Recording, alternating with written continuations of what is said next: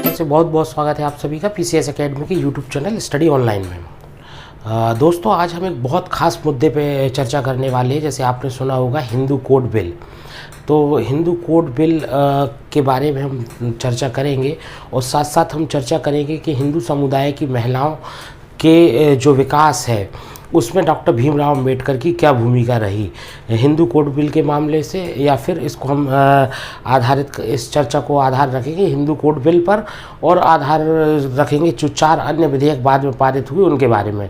तो इस पूरी चर्चा में हम जो है मुख्य रूप से विषय हमारे होंगे भारतीय समाज में जो हिंदू समुदाय है उसमें महिलाओं की स्थिति में सुधार के लिए उठाए गए कदम और डॉक्टर भीमराव अम्बेडकर की भूमिका, पंडित जवाहरलाल नेहरू की भूमिका और अन्य दलों की या अन्य व्यक्तियों की उसमें क्या महत्वपूर्ण भूमिका रही उसके बारे में हम चर्चा करेंगे। तो चलिए आइए स्टार्ट करते हैं क्लास को। तो सबसे पहले मैं आपको बता दूं कि जो हिंदू कोड बिल था वो असल में था क्या। तो हिंदू कोड बिल में जैसे कि जब भारत आज़ाद हुआ 1947 में, तो भारत का जो समुदाय था, भारत में जो बहुसंख्यक थे वो स्वाभाविक सी बात थी हिंदू समुदाय था। और हिंदू समुदाय के अंदर जो कुरीतियाँ थी, जैसे महिलाओं की शिक्षा को लेकर कुरीतियाँ थी कुछ, है ना, कि स्कूल नहीं जाने दिया जाता था, या फिर हम संपत्ति के अधिकार को लेकर कुरीतियाँ थी कि जो संपत्ति के लिए पूर्व पिता की संपत्ति पे महिलाओं का अधिकार या उनकी बच्चियों का अधिकार होगा, इसको लेकर कुछ बातें थी। या फिर बात करें तलाक संबंधी बातें थी कि कोई भी हिंदू व्यक्ति जो है वो तलाक नहीं दे सकता, परंतु जो पुरुष है वो विवाह कर सकता है, एक से अधिक पत्नियां रख सकता है। तो ऐसी कई सारी जो कुरीतियाँ थी उनको दूर करने के लिए सरकार ने ये कदम उठाया था, भारत सरकार ने कदम उठाया था और उसी को हम जानते हैं हिंदू कोड बिल के नाम से। तो अब हम इस पर और विस्तार में चर्चा करते हैं। तो दोस्तों मैं बात कर रहा हूँ 1948 की, जब 1947 में जब गठन हुआ भारत की पहली अंतरिम सरकार का, जिसमें प्रधानमंत्री जवाहरलाल नेहरू बने। चूँकि कैबिनेट मिशन ने की अनुशंसा पर जब तक संविधान का निर्माण नहीं हो रहा था भारत में, तब तक के लिए एक अंतरिम सरकार का गठन करना था कैबिनेट मिशन की अनुशंसा के आधार पर, और संविधान सभा अपना काम कर ही रही थी संविधान निर्माण के लिए। तो 1947 में नई सरकार बनी, अंतरिम सरकार बनी और उसके प्रधानमंत्री बने जवाहरलाल नेहरू। और जवाहरलाल नेहरू ने अपनी कैबिनेट में कानून मंत्री या विधि मंत्री का जो कार्य था वो सौंपा डॉक्टर भीमराव अम्बेडकर को, जो कि उस समय बहुत ज़्यादा, अगर हम देखें, कानून के ज्ञाता थे और संविधान सभा में प्रारूप समिति के अध्यक्ष भी थे। तो इस नाते उन्होंने काम सौंपा कानून मंत्री का बी.आर. अम्बेडकर को। और 1948 में बी.आर. अम्बेडकर एक बिल लेकर आए जिसका नाम था Hindu code bill. Hindu code bill के माध्यम से बी.आर. अम्बेडकर ये चाह रहे थे कि जो हिंदू समुदाय में महिलाओं की स्थिति है वो दयनीय है और ये समाज में की एक कुरीति है, इसको बिना सरकार के दखल के इसको दूर नहीं किया जा सकता, है ना, और बिना कानून बनाए इस पे हम कोई ठोस कदम नहीं उठा सकते। इस उद्देश्य से बी.आर. अम्बेडकर जी ने संसद में विधेयक रखा Hindu code bill. B R. Ambedkar ji का तर्क था कि जो हिंदू समुदाय है वो उनकी जो प्रचलन में जो उनकी हम कह सकते हैं कि जो जिस तरीके से वो जीवन जी रहे हैं, है ना, जो अपनी रीतियों को मान रहे हैं, जिन चीज़ों को वो मान रहे हैं, जिन परंपराओं को मान रहे हैं, वो उनके वेद और शास्त्रों के संगत नहीं है, ऐसा कहना था बी.आर. अम्बेडकर जी का, है ना, कि महिलाओं की जिस तरीके से दुर्दशा हो रही है या उन पे जो अधिकार उनके संक्षिप्त रखे गए हैं ये तर्क सम्मत भी नहीं है और साथ साथ जो शास्त्र हिंदू धर्म के उनके संगत भी नहीं है। एक तो ये उनका तर्क था, परंतु इसके विपरीत जो विपक्षी थे या जो इस हिंदू कोड बिल के विरोध में थे वो जैसे हम आपको देखें कि कई जैसे हिंदू परिषद, राज्य परिषद के जो संस्थापक थे करपात्री जी महाराज, वो इसके प्रखर विरोधी रहे और उन्होंने इसके हिंदू कोड बिल को लेकर सरकार के खिलाफ एक खुला मोर्चा खोल दिया कि इस तरीके से हम भारतीय जो हिंदू समुदाय है उस पर ये आक्रमण है, उसकी संस्कृति पर आक्रमण है। उन्होंने ऐसा कहा, उन्होंने कहा कि तलाक क्यों होना चाहिए, है ना। तलाक तो होना ही नहीं चाहिए, जो कि प्रतिबंधित था हिंदू समुदाय की प्रथाओं के अनुसार। परंतु तलाक के साथ एक और वहाँ पे समस्या ये थी कि पुरुषों को अधिकार ये थे कि वो तलाक भले ना दें मगर एक से अधिक पत्नी रख सकती हैं, परंतु महिलाओं के लिए अधिकार नहीं थे कि वो तलाक तो किसी के लिए नहीं था कि वो विधवा होने पर भी या फिर दूसरी शादी कर सकें, ऐसे कोई अधिकार महिलाओं के लिए नहीं थे। तो इसी को माना था B.R. अम्बेडकर ने कि इसको हटना चाहिए।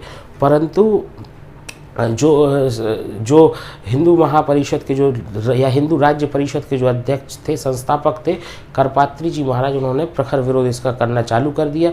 इसके साथ साथ अगर हम देखें इस बिल के समर्थन में कौन कौन था, बिल के समर्थन में पंडित जवाहरलाल नेहरू और कांग्रेस के कुछ नेता थे। परंतु बिल के विरोध में कांग्रेस के अंदर, चूँकि वो कांग्रेस के ही नेता थे, B.R. अम्बेडकर उसी पार्टी से कैबिनेट मंत्री थे, विधि मंत्री थे, और अपनी खुद की पार्टी के साथ साथ उनको बाहर भी विरोध झेलना पड़ा था। जब भी वो इस विषय को, चर्चा को संसद के भीतर रखते थे तो संसद में भी उनको इस बात का विरोध झेलना पड़ता था, और संसद के बाहर तो विरोध उनको झेलना ही पड़ता था।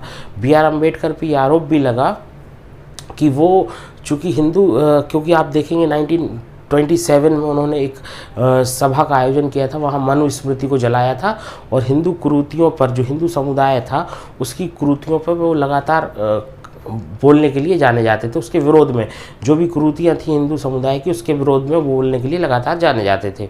तो इससे उन पे एक आरोप लगने लगा कि भाई जो B.R. अम्बेडकर साहब हैं ये हिंदू समुदाय पे अटैक कर रहे हैं, उनकी संस्कृति को नुकसान पहुंचाने के लिए, ऐसा उन पे वो लगा।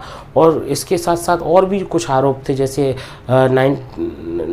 आप देखें जैसे कि जनसंघ के नेता थे श्यामा प्रसाद मुखर्जी, या जनसंघ की RSS की हम बात करें तो उनका कहना था कि जो हिंदू कोड बिल है वो यूनिफॉर्म सिविल कोड क्यों नहीं ला रहे आप हिंदू कोड बिल क्यों ला रहे हो, है ना। आप हिंदू कोड बिल क्यों ला रहे हैं, आप क्यों किसी एक समुदाय विशेष के लिए या हिंदू समुदाय के लिए ही क्यों ला रहे हैं, आप क्यों मुस्लिमों को इसमें छोड़ रहे हैं, सभी के लिए लेकर आइए, ये उनका तर्क था।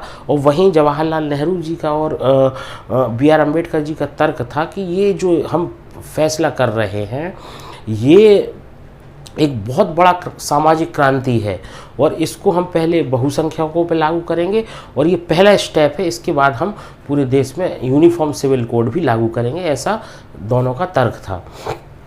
परंतु चूँकि इस पूरी घटना में कई सारे विरोधियों ने उसमें हस्तक्षेप किया, और लंबी बहस की चली, 1947 से लेके 49 तक बहस चलती रही, और ऐसी ही बहस चलते चलते ये बहस पहुंच गई 1951 में।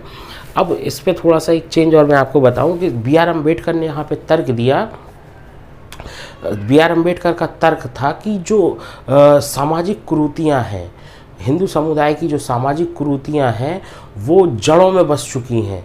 यहाँ पर जो जवाहरलाल नेहरू भी कई बार बीच में इसमें आगे आए वो उसको बचाने के लिए, पर अलग अलग नेताओं के जो विरोध होता था उसमें वो ज़्यादा सख्ती का पालन नहीं कर पा रहे थे, राजनीतिक मजबूरी या कई मजबूरियां थी उनकी अपनी, तो उसका वो सीधे तौर पर कहीं ना कहीं वो उतने ज़्यादा अग्रेसिव नहीं थे इस बिल को लेकर जितने ज़्यादा B.R. अम्बेडकर थे। तो B.R. अम्बेडकर ने 1951 में जब चुनाव के समय थोड़ा सा जवाहरलाल नेहरू थोड़ा सा पीछे हटे कि हम कुछ समय बाद इसको क्यों ना लागू करवा दें, इसको अभी थोड़ा सा इसको विराम देते हैं और लंबी चर्चा करेंगे। उस समय B.R. अम्बेडकर ने लिखा कि आप जो भारतीय समाज है उसमें जो हिंदुओं की जो जड़ों में सामाजिक कुरीतियाँ हैं उसको बिना उसका समाधान किए आप केवल आर्थिक सुधारों के आधार पर भारत देश का भला नहीं कर सकते। मतलब आप देख रहे थे उस समय 1949 के बाद भारत में बड़े आर्थिक सुधार हुए, चाहे पंचवर्षीय योजनाएं हो, उस क्षेत्र में कई सारे काम हुए, है ना, बड़ी बड़ी परियोजनाओं का आरंभ हुआ। तो B.R. अम्बेडकर ने सीधा नेहरू पे अटैक किया कि आप जो सामाजिक कुरीतियाँ हैं वो जड़ों तक समा चुकी हैं, उनको अगर आप नहीं हटा रहे हो और केवल आर्थिक विकास करने की सोच रहे हो तो बिना सामाजिक विकास के आर्थिक विकास संभव नहीं है। ये प्रश्न रख दिया जवाहरलाल नेहरू के सामने B.R. अम्बेडकर ने, और जवाहरलाल नेहरू सितंबर 1951 में पुनः इस बिल पर चर्चा करने के लिए राजी हुए और उन्होंने पुनः संसद के समक्ष 1951 में, सितंबर 1951 में इस बिल को संसद के समक्ष रखा। अब यहाँ एक चीज़ और थी, देश के जो पहले आम चुनाव थे वो 1951 से 52 के बीच हुए हैं। अक्टूबर 1951 से फरवरी 1952 तक देश के पहले आम चुनाव थे। तो इस समय देश के आम चुनाव सर पर थे और इतना बड़ा जो एक हम कह सकते हैं कि सामाजिक सुधार का जो बिल था उसको एकदम से लागू करवा देना भी सरकार और कई सारा उसका विरोध हो रहा था, इतना आसान नहीं था। और कई सारे नेताओं का एक तर्क भी था कि आप जो हैं वो एक चुनी हुई सरकार से नहीं आए हैं, आप संविधान सभा के तहत आपको यहाँ मनोनीत किया गया है कि आप प्रधानमंत्री बने हैं और आपने कैबिनेट का गठन किया है। आपको अगर इस तरीके के बड़े कानून को पास भी करना है तो आप पहले चुनकर आइए, फिर आप इस कानून को पास करिए। B.R. अम्बेडकर बिल्कुल भी इस पक्ष में नहीं थे कि इस कानून में थोड़ा भी संशोधन किया जाए या इसको ज़्यादा देर किया जाए। वो चाह रहे थे कि इस कानून को तुरंत लागू करा दिया जाए। परंतु सितंबर 1951 में जब संविधान जो संसद है उसके समक्ष इस कानून को रखा गया और फिर बाद में जवाहरलाल नेहरू ने, जब बहस चल रही थी इस कानून में, चुनाव को देखते हुए, कई सारी चीज़ों को देखते हुए इस फैसले पर उन्होंने कहा कि चूंकि ये जो कानून है इसको हम 4 भागों में बांट देंगे, है ना। ये जो पूरा कानून है इसको 4 भागों में बांट देंगे और उसके कुछ प्रावधान जो है वो अभी लागू कर देंगे और कुछ उस पर चर्चा करने की बात करेंगे, है ना। जैसे कि तलाक और जो विवाह का मामला था उसको उन्होंने कहा अभी हम इसको रहने देते हैं, इसको हम बाद में चर्चा करके इसको लागू करेंगे। परंतु बीच चर्चा कुछ दिन इस पर B.R. अम्बेडकर भी इस पर राजी हुए और कुछ दिन चर्चा चली, परंतु जब कड़ा विरोध हुआ, डॉक्टर राजेंद्र प्रसाद ने भी पत्र लिखा नेहरू जी को कि भाई इस तरीके के आप कानून को लागू करवा रहे हैं, ये बिल्कुल ठीक नहीं है। और अगर मैं उस समय राष्ट्रपति बन चुके थे 1950 में डॉक्टर राजेंद्र प्रसाद, तो उन्होंने कहा मैं इसको लागू, इस पर दस्तखत करने के लिए बिल्कुल भी राजी नहीं होऊंगा। ऐसा करके राजेंद्र प्रसाद भी इसके विरोध में आ गए। तो कई सारा जब विरोध देखा तो जवाहरलाल नेहरू ने इस कानून को कुछ समय के लिए टालने का जो है निर्णय ले लिया। जवाहरलाल नेहरू ने इस कानून को संसद में ऐलान कर दिया कि चूंकि कानून इतना बड़ा है और इसके कुछ भागों पे हमें चर्चा करनी है, परंतु इतना जो कम समय बचा है उसमें इस चर्चा को कर कानून को लागू करा पाना संभव नहीं है और इसी कारण कानून को हम अगले सत्र में, मतलब अगले चुनाव के बाद ही, अब वो सत्र लगना था, में चर्चा पे रखेंगे, ऐसा कह दिया।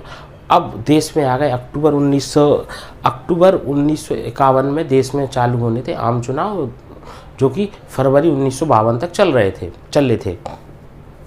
तो चुनाव में चूँकि पूरे जो हिंदूवादी संगठन थे वो सरकार के, नेहरू के विरोध में आ चुके थे, तो उन्होंने ऐलान कर दिया कि हम भाई कांग्रेस की, चूँकि हिंदू कोड बिल की ये बात कर रहे हैं तो हम कांग्रेस का इसमें साथ नहीं देंगे। वो बहुत बड़े पैमाने पर सरकार का और नेहरू का विरोध हो रहा था और उनकी जो लोकप्रियता थी उस समय, उस हिसाब से बहुत ज़्यादा विरोध नेहरू का उस समय देखने को पूरे भारत में मिल रहा था। और इसी कड़ी में एक प्रभुराम ब्रह्मचारी करके एक व्यक्ति थे, वो जवाहरलाल नेहरू के खिलाफ इलाहाबाद की फूलपुर सीट से चुनाव में खड़े हो गए। और चुनाव में जब वो खड़े हुए तो एक चर्चा था कि क्या ये नेहरू को टक्कर दे पाएंगे, और उनका जो मुद्दा था वो एक ही था कि आप हिंदू कोड बिल को सही साबित कर दो। आप कह रहे हो सही है तो बताओ कि बहुमत है क्या लोगों के पास, लोगों का, हिंदुओं का बहुमत है कि आप उसको सही करार दे रहे हैं, है ना। ऐसा करके वो खिलाफ खड़े हो गए जवाहरलाल नेहरू के। अब जवाहरलाल नेहरू ने जब इस तरीके से चुनाव में खड़े हुए तो वहाँ जवाहरलाल नेहरू ने स्पष्ट कह दिया कि चाहे कुछ भी हो जाए हिंदू कोड बिल को मैं लागू करके रहूँगा, है ना। फिर कुछ दिन बाद जवाहरलाल नेहरू ने एक और बयान दिया कि हम इसके कुछ प्रावधानों में संशोधन करके इसको अलग अलग भागों में लागू करेंगे। वहाँ 1951 में चुनाव तो जीत गई कांग्रेस, 1951-52 का चुनाव कांग्रेस और जवाहरलाल नेहरू भारी मतों से जीत गए और B.R. अम्बेडकर जो थे वो चुनाव हार गए। यहाँ पे एक चीज़ और मैं बता देता हूँ, जब 1951 में जवाहरलाल नेहरू ने सदन में चर्चा चल रही थी हिंदू कोड बिल की, वहाँ पे चर्चा को ने स्थगित किया और अगले सत्र में चर्चा के लिए बिल को लाने के लिए कहा। तब B.R. अम्बेडकर ने गुस्सा में आकर अपना इस्तीफ़ा दे दिया और कांग्रेस पार्टी भी उन्होंने वहाँ पे छोड़ दी। और 1951-52 के चुनाव B.R. अम्बेडकर निर्दलीय लड़े थे और वो चुनाव वहाँ पे हार गए। बाद में B.R. अम्बेडकर राज्यसभा से सदस्य बनकर आए थे, तो फिर वो वहाँ पे सदन में रहे। बाद में जब नेहरू की जीत हो चुकी थी और ये मामला भी लंबा खिंच चुका था, काफ़ी ज़्यादा लंबा खिंच चुका था, बाद में करना हूँ 1954 की इस समय इस जो बहस है वो फिर आगे बढ़ी और हिंदू मैरिज एक्ट के रूप में पहला एक्ट पारित हुआ। हिंदू मैरिज एक्ट की बात करूं, पहला एक्ट पारित हुआ जिसमें हिंदुओं की मैरिज और तलाक संबंधी बातों को बताया गया था। हिंदू मैरिज एक्ट पारित कर दिया गया। इसके बाद आप देख रहे हैं जो 4 अलग अलग, मैंने जैसे आपको बताया कि 4 भागों में इसको बांट दिया गया था, जो कि हिंदू कोड बिल के तहत ही उसमें प्रावधान में थे। पहला भाग था हिंदू मैरिज एक्ट, जो कि पहले आया, फिर उसके बाद एडॉप्शन एंड मेंटेनेंस एक्ट, इसके बाद minorities and guardians act, minorities and guardians act, फिर उसके बाद सक्सेशन एक्ट, उत्तराधिकारी अधिनियम, ये आया और इन 4 कानूनों को भारत के अंदर लागू कर दिया गया। और इन 4 कानूनों का आज हम व्यापक असर देखते हैं कि जो हिंदू समुदाय में महिलाओं की स्थिति है वो काफ़ी ज़्यादा सुधर गई है ना। काफ़ी ज़्यादा आप देखते हैं कि हिंदू कोड बिल आने से जो है तलाक का जो अधिकार है वो प्राप्त हो गया। अगर हिंदू कोड बिल ये जो 4 अधिनियम नहीं होते तो इसमें तलाक का प्रावधान नहीं था। कोई भी हिंदू व्यक्ति तलाक नहीं दे सकता किसी को, चाहे वो पुरुष हो या महिला, परंतु पुरुष जो है वो शादी कर सकता था, है ना, महिला नहीं कर सकती थी। विधवा पुनर्विवाह का प्रावधान भी नहीं था, तो ये एक बड़ा बंदिश थी। संपत्ति में महिलाओं का अधिकार को लेकर बंदिशें थी, वो भी यहाँ पे हो गया, है ना। और जो गोद लिए हुए बच्चे, एडॉप्शन, जो जिनको पालक के संबंध में कुछ प्रावधान थे, उसके संबंध में भी कुछ महत्वपूर्ण कानून भारत में लागू हुए। तो इस आधार पर हम कह सकते हैं कि B.R. अम्बेडकर के प्रयासों से और जवाहरलाल नेहरू के सहयोग से भारत ने एक नए कानून, सामाजिक सुधार को देखा, जिसको हम जानते हैं हिंदू कोड बिल, या उसके बाद 4 ये बड़े अधिनियमों के माध्यम से। तो इस तरीके से भारतीय हिंदू समाज में महिलाओं का जो है स्तर काफ़ी ज़्यादा सुधरा। और इसी तरीके से लेकर आज के समय में चर्चा चल रही है मुस्लिम पर्सनल लॉ को हटाने की, वो भी चर्चा काफ़ी है। 3 तलाक जैसे मुद्दों को सरकार आ रही है लेकर और उसको हटाया गया है। तो ऐसे ही विरोध उस समय भी हुआ था जब हिंदू कोड बिल आया था, आज मुस्लिमों के लिए हो रहा है, तो वो स्वाभाविक सी बात है ना। जब सामाजिक सुधार किया जाता है तो इतना जल्दी से उसको एडॉप्ट नहीं कर पाते उस समुदाय के व्यक्ति, तो आगे चल के इसमें भी सुधार होगा, ऐसा हम अपेक्षा करते हैं। और उस समय की अगर अपन बात करें तो हिंदू ये जो कानून था वो किसके लिए था? मुस्लिम कौन थे उस समय? मुस्लिम या हम कह सकते हैं कौन थे? तो हिंदू कौन थे? जो मुस्लिम, पारसी और ईसाई नहीं थे वो सब हिंदू थे। मुस्लिम, पारसी और ईसाई जो नहीं थे वो सब हिंदू थे।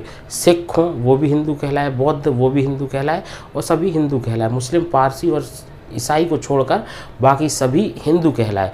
तो कई समुदाय, जैसे सिख समुदाय का ये B.R. अम्बेडकर पे आरोप था, नेहरू पर आरोप था कि वो हमें, हमारे सिख समुदाय को हिंदू समुदाय में मिलाने का प्रयास भी कर रहे हैं। तो ऐसे सभी आरोपों को छोड़ते हुए भारत के जो लीडर्स थे, B.R. अम्बेडकर थे और उनके सहयोगी बने जवाहरलाल नेहरू थे, उन्होंने इस तरीके का बड़ा प्रयास किया और भारत में एक नए सामाजिक सुधार को जो है नया रूप दिया। और उससे हमारे भारत का समाज जो है वो एक उन्नत संस्कृति के तरफ आगे बढ़ा।